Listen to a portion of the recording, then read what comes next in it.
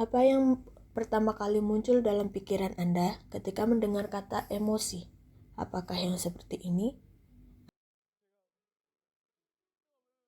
Atau yang seperti ini? Menurut Oxford English Dictionary, emosi adalah setiap kegiatan atau pergolakan pikiran, perasaan, dan nafsu yang mencakup keadaan biologis dan psikologis serta serangkaian kecenderungan untuk bertindak. Emosi sendiri bisa berupa fear, anger, joy, sadness, disgust, surprise, dan masih banyak lagi. Emosi sendiri memiliki 3 komponen. Yang pertama, komponen kognitif atau pengalaman sadar yang subjektif antar individunya. Seseorang yang merasa cemas sebelum presentasi di depan umum, kognisi yang terlibat adalah pemikiran tentang kemungkinan penilaian negatif dari audiens yang menyebabkan cemas.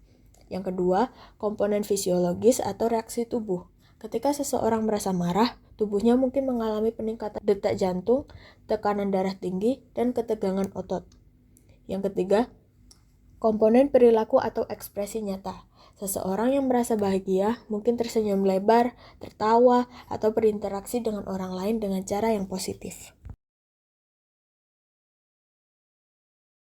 Video tersebut cukup lucu bagi subjek karena menggambarkan kekontrasan yang ada. Emosi yang dipancarkan subjek selama pemutaran video adalah subjek terlihat terus mengembangkan senyumnya dan beberapa kali juga tertawa.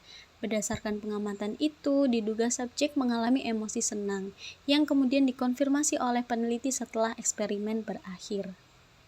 Dari video yang telah ditonton tadi, kira-kira apakah alasan kamu tertawa dalam melihatnya? Soalnya di video itu tuh kayak kocak banget gitu, di dalam sekolah bisa muter-muter naik tosa lagi, sampai itu kayaknya mau masuk ke kantin deh. Oke, berarti hal itu diproses dulu, setelah itu kamu ketawa ya? Atau ketawa itu sifatnya otomatis karena itu lucu aja? Otomatis.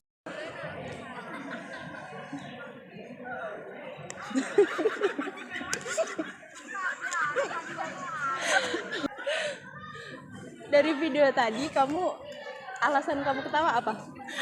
Alasan ketawa. Alasan ketawa. Kan dia kan nggak boleh kan. Iya. Terus habis itu jatuh. Itu lucu banget. Churchill faktor teori yang dikemukakan oleh Stanley Schachter dan Jerome Singer berpendapat bahwa pengalaman emosi bergantung pada 2 faktor. Yang pertama dari rangsangan otonom dan yang kedua dari interpretasi kognitif terhadap rangsangan tersebut. Schachter mengusulkan bahwa ketika seseorang mengalami rangsangan fisiologis, mereka akan mencari penjelasan di lingkungan sekitarnya. Schachter berpendapat seperti ini karena ia terinspirasi dengan pandangan James Lange dan pandangan posisi Cannon Park. Ia kemudian mengambil jalan tengah dari kedua pandangan tersebut. Dalam pengujian klasik terhadap teori ini, Dutton dan Arrow tahun 1974 melakukan sebuah eksperimen.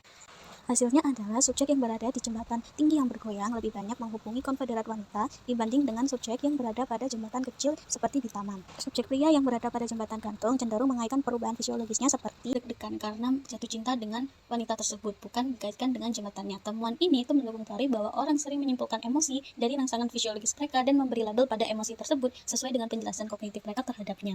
Berikut adalah tabel urutan proses emosi menurut Schachter. Yang pertama ada eliciting event atau peristiwa pemicu. Yang kedua, psychological change atau arousal. Dalam tahap ini terdapat pengaruh kekuatan emosi. Yang ketiga, cognitive appraisal atau penilaian kognitif yang dilanjut dengan label emotion.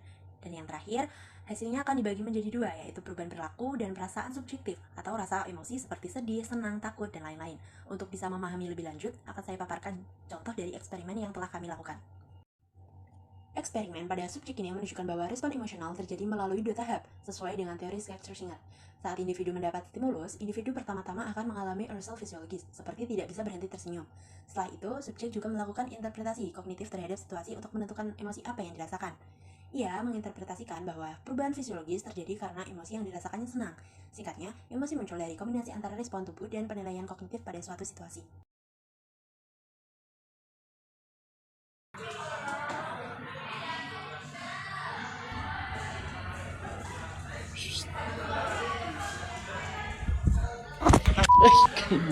Astagfirullah, gak mau. Astagfirullah. Tanya, apa yang kamu lihat waktu ada jump scare tadi? Kaget. Yang kamu lihat apa? Kucing. Berarti kalau gitu kamu kaget dulu baru nyadar kalau itu kucing.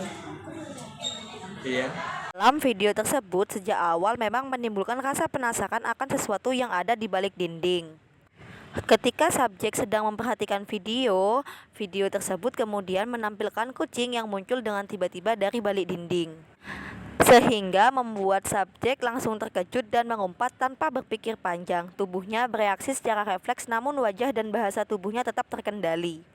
Kemunculan kucing yang tiba-tiba ini menjadi stimulus emosional yang diproses secara simultan sehingga terjadi dua respon dalam waktu bersamaan, yakni respon emosional dan respon fisiologis.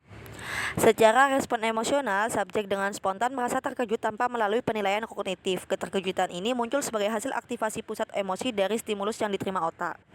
Dalam waktu bersamaan terjadi pula reaksi tubuh seperti otot yang menegang dan mata yang terbuka lebar. Hal ini terjadi sebagai hasil aktivasi sistem saraf otonom yang dipicu oleh talamus secara paralel dengan pusat emosi.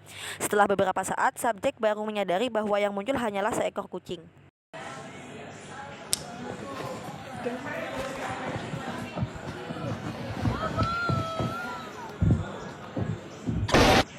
Oke. Jadi tadi pas ada jump scare-nya itu kamu lihat sesuatu apa enggak? Lihat kayak apa ya, tiba-tiba muncul, kaget. Oke, jadi kamu lihat sesuatu yang muncul baru kamu Ya, rasa kaget gitu. Rasa kaget. Pada awalnya, subjek masih terlihat tenang, berekspektasi bahwa ban itu akan jatuh mengenai sesuatu. Kemudian, di detik terakhir video, subjek kaget dengan reaksi tubuhnya secara spontan terkejut setelah melihat ada jump scare. Subjek mengatakan bahwa emosi kaget yang muncul itu setelah subjek sadar dan melihat sosok yang dianggap sebagai hantu itu muncul. Emosi dapat memberikan informasi tentang apa yang sedang kita rasakan dan terjadi di sekitar kita. Misalnya, rasa takut dapat memberitahu bahwa ada potensi bahaya, sehingga perlu mengambil tindakan untuk melindungi diri. Dengan emosi, kita dapat mengekspresikan perasaan dan pikiran yang kita miliki melalui ekspresi wajah, bahasa tubuh, dan juga suara untuk menunjukkan apakah kita sedang senang, sedih, marah, atau bahkan kecewa dan juga takut.